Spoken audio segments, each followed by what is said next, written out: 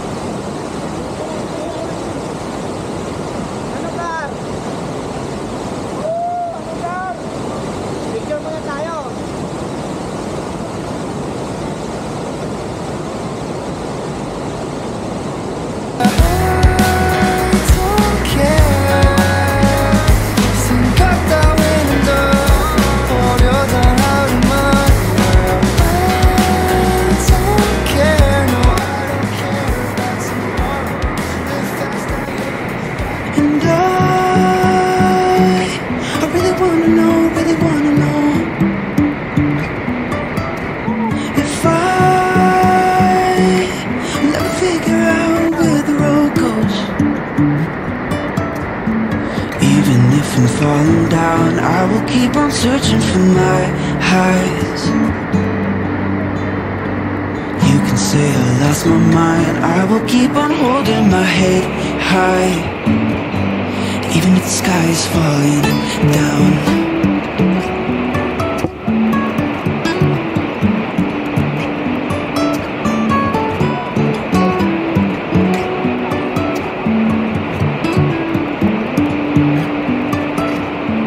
Jumping from cliffs so high, trusting our wings to fly.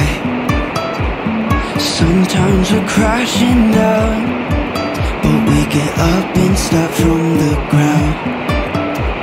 And I really wanna know, if I never figure out where the road goes. Even if I'm falling down, I will keep on searching for my highs. You can say I lost my mind, I will keep on holding my head high. Even if the sky is falling down, even if the sky is falling down, the sky is falling down.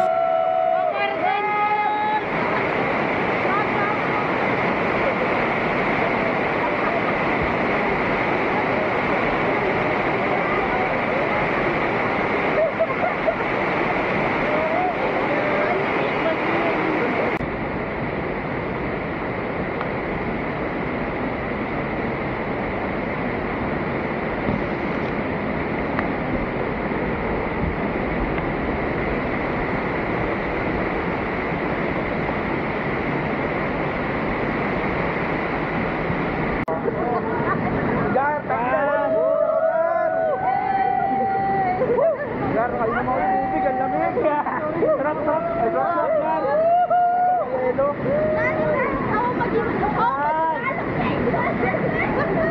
Ang lamig, Gar. Ang ina, napasubo ako, Gar. Gar, napasubo.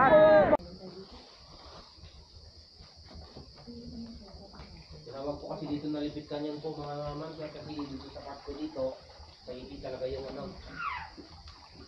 Kaya doon kinuha yung pangalan niya, hindi na dahil canyoneering po, yung tubig po ito ng canyoneering. Tinawag po, kaya kinawag siya na lipit kanyon.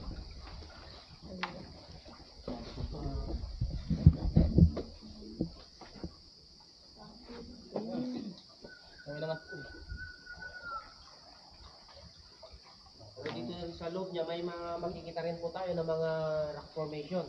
Kaya sa mga maliliit na drapery, yung bato na kulot-kulot siya na pababa. Then yung sa gilid naman po nito ay cartane.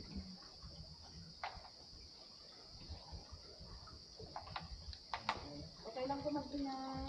Ay, pwede ba? Pwede. Kasi kalawa sa nanahimik ka lang. Hindi lang kasi makita dahil naman sa egg light kasi may mga bacteria na galing dyan sa taas. Kasi yung mga kainan dito, yung mga nabulok na dahon, kasi kaya pag summer, yung mga lumilipat na nasa hangin, kaya lumilipat ang hangin, yung mga mababa. Kaya sila nabulok kasi sila nabulok. Saka kapag may line dito na pagkalakas ng ulan, umaabot ko sa ilog dito, kaya nakakasol niya.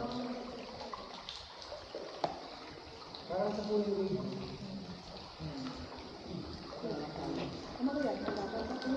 Hindi, talagang ginilit para ano. Makita na yung sitong ano. Makita na yung sitong diba? Ito pa naman.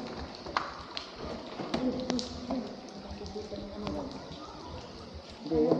Para makita talaga yung dito. Sa mga may maliliit po na bukas-bukas na huwag lang po hawakan, baka nandiyan si Puma. Wala!